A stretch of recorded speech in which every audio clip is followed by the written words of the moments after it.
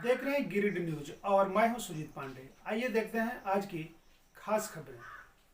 गिरिडीह के सभी 6 विधानसभा क्षेत्र के चुनाव की मतगणना हो चुकी है और परिणाम भी आ चुकी है। 23 नवंबर शनिवार को सुबह 7 बजे से ही मतगणना की प्रक्रिया शुरू हो गई और मतदान स्थल में चप्पे-चप्पे में पुलिस तैनात दिखी। मतगणना शुरू होते ही गिरिडीह के सभी 6 विधानसभा क्षेत्र में भाजपा की बढ़त से भाजपा कार्यकर्ताओं में जश्न का माहौल देखा गया। पर जैसे जैसे दिन ढलता गया परिणाम ज्यादातर क्षेत्रों में जेएमएम के पक्ष में जाता हुआ नजर आने लगा। फिर क्या था, अब जेएमएम कार्यकर्ताओं ने उत्साहपूर्ण नारे लगाने शुरू कर दिए और शाम होते होते अंतिम परिणाम की ओर बढ़ने पर सभी राजनीतिक पार्टी के कार्यकर्ता अपने पार्टी प्रत्याशी के पक्ष में जयकारे लगाने लगे। शाम ढलते हैं चुनाव के अंतिम परिणाम आने शुरू हो गए।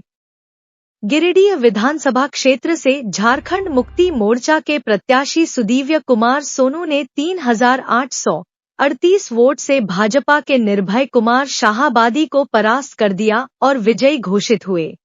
देवतुल्य जनता को आभार कि मुझको दोबारा सेवा करने का मौका दिया। झारखंड की जनता को आभार, ये लोकप्रिय मुख्यमंत्री हेमंत सोरेन के दूसरे कार्यकाल का मार्ग प्रशस्त किया। पिछले 5 वर्षों के कार्यकाल में हम लोगों ने झारखंडी जनता के आंसू पोंछने का काम किया था और मैं आपको भरोसा दिलाता हूं, आपके माध्यम से झारखंड की जनता और गिरिडीह की जनता को यह भरोसा दिलाता हूं कि जिस गति से हम लोगों ने जनता की तकलीफों में साथ खड़े होने का काम किया था, आने वाले समय में भी हम लोग पूरी ताकत से उनके साथ खड़े रहेंगे और झारखंडी जनता के हितों के अनुरूप काम करेंगे। बहुत बहुत धन्यवाद।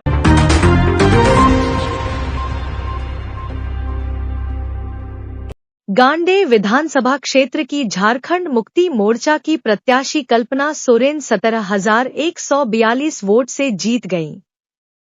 उन्होंने भाजपा की प्रत्याशी मुनिया देवी को पछाड़ दिया। काफी चर्चा में रही झामुमो पार्टी की स्टार प्रचारक कल्पना सोरेन तो मतगणना स्थल नहीं पहुंच पाई, लेकिन उनके द्वारा प्रस्तावित राज्यसभा सांसद डा. सरफराज अहमद उनके जगह पर प्रमाण पत्र लेने पहुंचे। हेमंत जी के नेतृत्व में जो पिछली सरकार चली उन्होंने अच्छे काम किए, यही कारण है तो लोग उसको वहाँ के लोगों का आशीर्वाद सबसे मिला।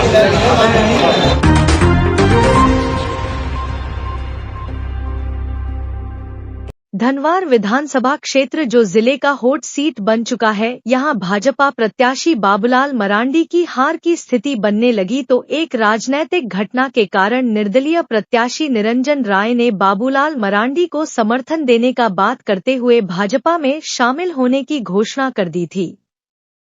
भाजपा का यह राजनीतिक दांवपेंच के कारण आखिरकार बाबूलाल मरांडी को जीत मिल ही गई। उन्होंने 35,438 वोट से झामुमो के प्रत्याशी निजामुद्दीन अंसारी को हरा दिया। और इसलिए धनवार की जनता को और भारतीय मतदाता को हमारी ओर से बहुत बहुत बधाई और शुभकामनाएं हैं।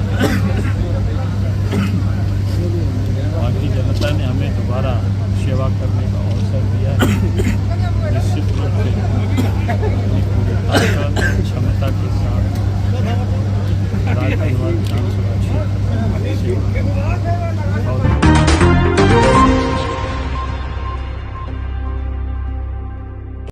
जमुआ विधानसभा क्षेत्र में भी राजनीतिक दांवपेंच देखने को मिला। यहां भाजपा पार्टी छोड़कर झारखंड मुक्ति मोर्चा में आए केदार हाजरा को हर का मुंह देखना पड़ा। वहीं कांग्रेस पार्टी से भारतीय जनता पार्टी में मंजू कुमारी के किस्मत के दरवाजे खुल गए। उन्होंने 32,631 वोट से लगातार 3 बार जमुआ का प्रतिनिधित्व करने वाले केदार हाजरा को परास्त कर दिया। परिवार और पूरे भाजपा पार्टी के हमारे परिवार में हमारे जितने सीनियर पदाधिकारीगण को हम इस तरह से उनका अपार समर्थन मिला है, उसको हम मतलब कि धन्यवाद देते हैं हृदय से और आभार प्रकट करते हैं।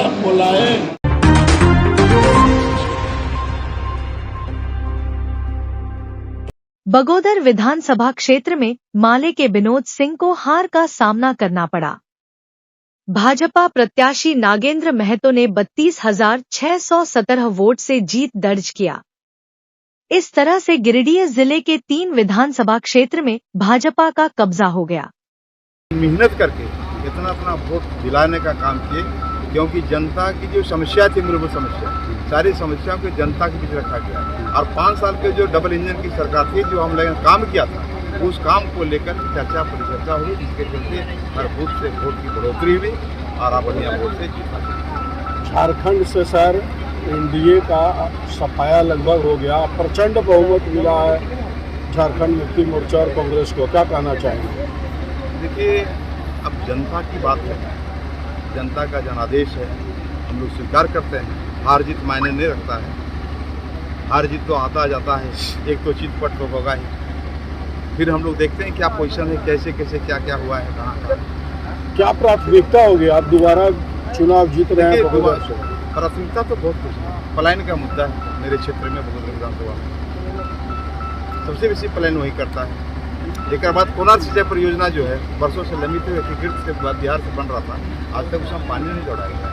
मैं कोशिश करूंगा उसमें पानी जोड़े और किसानों के खेत में हरियाली हो और पढ़े लिखे युवाओं को नौकरी मिले, पारदर्शिता के तहत नौकरी बिके नहीं। इस पर भी मैं सवाल उठाऊंगा, क्यों राज्य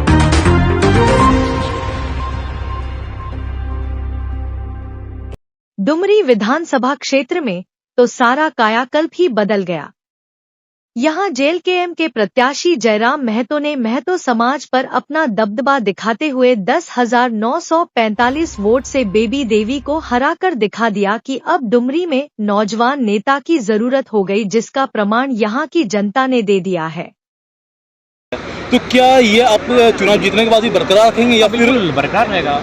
जो हमारा छवि है, जिसके कारण जनता ने हमें वोट किया है, उस छवि से कोई कंप्रोमाइज़ नहीं। बिल्कुल हमारा संघर्ष का जो छवि रहा है, एक एग्रेसिव नेचर का जो स्वभाव रहा है, वो हमेशा जब जुल्म का सामना जनता करेगी, मैं वहाँ दीवार बन के सामने रहूँगा। चलिए बहुत